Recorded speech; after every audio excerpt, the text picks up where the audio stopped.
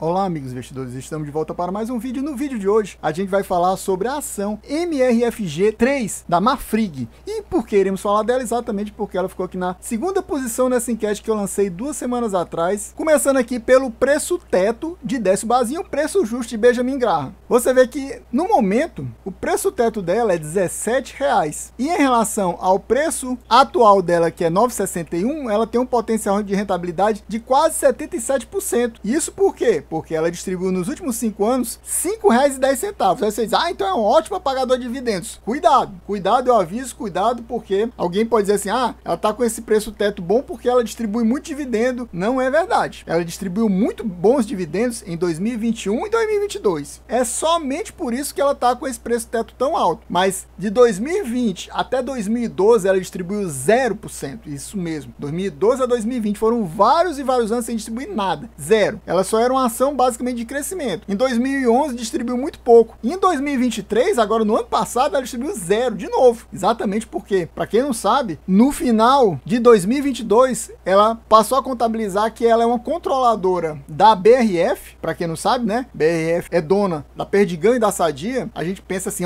é uma marca espetacular, mas só que ela tá péssima das pernas, não é nem mal das pernas, é péssima das pernas, dando prejuízo atrás de prejuízo faz um bom tempo. E a Marfrig comprou ela nessa época do prejuízo. E esse prejuízo está sendo trazido para dentro da Marfrig, que estava até bem 2021, 2022, mas passou a contabilizar essa compra que ela fez da BRF e começou a gerar prejuízo atrás de prejuízo. E por isso ela não distribui dividendos. Como é que ela vai distribuir dividendos com prejuízo? Não tem como. É até estranho para mim, ela tá custando no momento 9,61, ela já bateu 6 esse ano, exatamente porque ela não estava distribuindo dividendos e era só prejuízo atrás de prejuízo e continua. E mesmo assim tá 9,61. A gente vai tentar explicar para vocês por que ela tá 9,61. Então isso aqui é exatamente, pessoal, por causa que 2 anos ela distribuiu muito pesado em relação a esse valor atual dela. Tem esse detalhe também. Em relação ao valor atual, ela distribuiu muito nesses 2 anos que eu falei para vocês, 2021 e 2022, e por isso que ela tá com esse preço teto tão bom. Agora, se você quer aquela ação para todo ano tá recebendo dividendos, nem que seja só uma vez por ano, ela não é indicada. Ela é mais indicada para quem quer uma ação para crescimento. Agora, quando ela vai começar a crescer de verdade, é que é um problema, porque enquanto ela não começar a voltar a trazer o lucro da própria Marfrig combinado com a BRF, eu acho que vai demorar um tempo ainda. Mas isso é opinião minha. Lembrando que aqui a gente não faz recomendação nem de venda, nem de compra de nenhuma ação, inclusive da MRFG3, da Marfrig. Você vai pegar esses números, essas informações que eu estou passando para você, estudar melhor e aí sim você se decide se compra ou não ela. Em relação ao preço justo de Benjamin Graham, simplesmente não há como calcular. Por que, Adriano, não há como calcular? Não dá para calcular quando o LPA está negativo, porque a fórmula usa uma raiz. Então não existe raiz de número negativo. Então simplesmente é impossível calcular, já que o lucro por ação está negativo. Vamos lá para o Status Invest, onde eu tirei esses números aqui para vocês, para trazer mais informações para vocês. A gente vê que nas últimas 52 semanas ela bateu uma mínima de apenas R$6,14, como eu falei. Para quem comprou a R$6,14 e está carregando até agora, poderia já realizar um bom ganho de capital, principalmente para quem comprou muito, quem comprou assim 10 mil ações dela nesse preço. Mas eu acho que quem comprou nesse preço aí foi bem corajoso, viu? Porque a situação dela era tipo complicada, então comprar muita ação com esse preço aí é complicado. Eu acho que muita gente pode ter comprado a ação a esse preço, mas porque estava carregando já de anos anteriores, quando o valor estava bem mais alto, e aí comprar esse preço era bom para puxar o preço médio para baixo, né? Eu, por exemplo, quando eu comprei Marfrig, eu comprei a R$11, meus amigos. R$11. Nas últimas 52 semanas, o máximo que ela bateu foi R$10,40. Exatamente. Menos do que o valor que eu comprei ela. Você vê que ela tá com 0 dividend yield nos últimos 12 meses, simplesmente 0. É coisa de ação mesmo de crescimento. Mas se você pegar da mínima dela aqui, que foi em abril, e puxar até esse valor máximo que ela bateu do 10,40, ela subiu quase 70%. E se puxar até agora, ela subiu quase 57%. Ou seja, se a pessoa comprou uma boa quantidade de ações nesse valor, ela poderia ter se desfeito aqui ou agora para exatamente conseguir um bom ganho de capital. Seria uma das opções interessantes. Aí você vai me perguntar, e por que ela subiu tanto? Ó, se você pegar no mês de outubro, ela estava em baixa, né? 6 e pouco. Ela chegou a bater 8 aqui nessa época, depois caiu para essa faixa de 6 e começou a subir. Vamos lá, o que aconteceu nesse período aqui para melhorar a nossa história. Ela teve uma subscrição de ações, exatamente porque o principal investidor da Marfrig, que é o Marcos Molina, para quem não conhece, ele basicamente é o controlador da Marfrig, e nessa época lançou subscrição de ações com preço até acima do valor de mercado na época. Acho que pouca gente investiu. Ela também teve, nesse período aqui, uma boa notícia para ela, que foi uma concorrente, a Minerva, comprou parte das operações da Marfrig. Então teve essa compra que injetou dinheiro dentro da empresa. Nessa época teve uma empolgação grande de gente comprando Marfrig e vendendo BIF, a BIF 3, que é da Minerva. Então tudo isso justifica esse aumento aqui dela, que ela chegou a bater aqui R$8. Só que você vê que depois ela perdeu o valor. Só que teve aqui no iniciozinho de novembro, começou aquele rally da bolsa. Normalmente já tem uma subida aqui dos valores. Combinado a isso, teve um anúncio de recompra de ações da Marfrig no mercado. Ou seja, quando acontece isso, o que que todo mundo fala? Quando uma empresa está recomprando suas ações, é porque ela está vendo uma oportunidade de mercado, porque as ações delas estão baratas. E aí nisso, muita gente acaba comprando também para tentar depois vender para a própria empresa que está fazendo a recompra, né? Então nessa brincadeira, combinando o rally de fim de anos e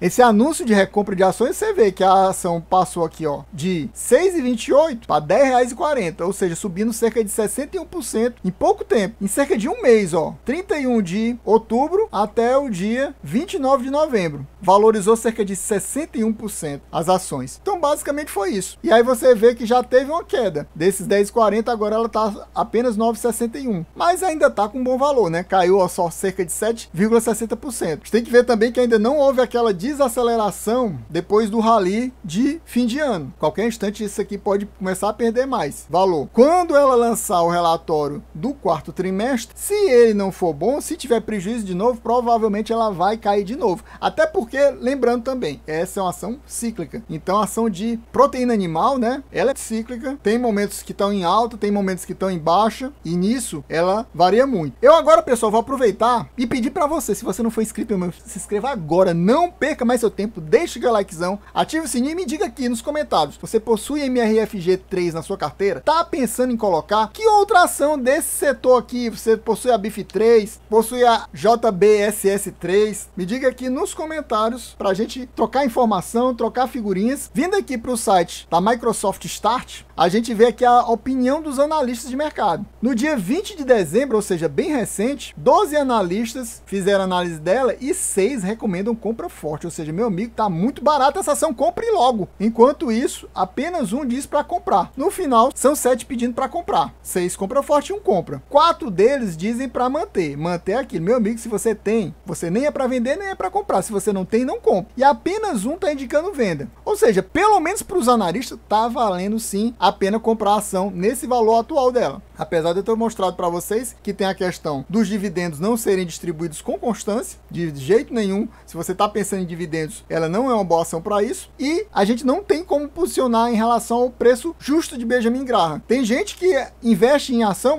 tem que ter preço justo de Benjamin Graham. E tem que ser 30 ou 40% de margem de segurança, ou potencial de rentabilidade, ou upside para investir. Então, ela também não tem isso. Então, esse pessoal que investe baseado em Benjamin Graham de pelo menos 30, 40%, já não investiria nela de forma alguma. E quem investe baseado também em dividendos, também não investiria nela, porque os dividendos dela são altamente aleatórios, né? Pode ser que ela passe vários anos novamente, como ela passou de 2011 basicamente até 2020 sem distribuir dividendos, para só depois distribuir dividendos. Então tem que ver toda essa questão, se vale a pena ou não para você. Segundo os analistas, tá valendo a pena, tá num preço muito bom. Voltando aqui para o site do Status Invest, nessa parte de indicadores de valuation, não vou falar sobre dividend yield, que eu já falei bastante para vocês. O P sobre L dela tá negativo, meu amigo. P sobre L negativo é complicado, eu não quero nem falar nada sobre isso. Por que que o P sobre L dela tá negativo? Exatamente porque o lucro dela tá negativo. Ela tá dando prejuízo nos últimos tempos. Como ela tá dando prejuízo, o P sobre L dela fica negativo. A princípio, não é para investir numa empresa que o P sobre L tá negativo, mas você viu que os analistas consideram que vale a pena. O P sobre VP dela tá ok, não tá cara, também não tá barata, porque o barato é abaixo de 1 e tá 1,46. Tá acima do valor patrimonial em 46%. O EV sobre EBITDA e o EV sobre EBIT, o ideal para dizer que a empresa está barata é estar abaixo de 10. Em relação ao EV sobre EBITDA, está barata. Mas em relação ao EV sobre EBIT, está caríssima, 215. Eu acho que eu nunca vi um valor de EV sobre EBIT tão alto assim. Vamos lá, em relação aos indicadores de endividamento, para você ver como é que está o endividamento da empresa. Dívida líquida sobre o patrimônio líquido está 5,25. Segundo os analistas, o ideal é que seja no máximo 1. Para mim, o ideal é que seja no máximo meio. E está 5,25, ou seja, está altíssimo essa dívida dívida líquida sobre o patrimônio líquido da empresa. Muito alta mesmo. E segundo os analistas, a dívida líquida sobre o EBITDA, o ideal é que seja no máximo 3,5. Para mim, o ideal é que no máximo seja 2. Aqui está 7,03. Ou seja, ela está com um endividamento muito grande. Como eu falei, ela tem um endividamento próprio e agora, desde o final de 2022, está com o endividamento da empresa que ela está controlando, que é a BRF. Então, em termos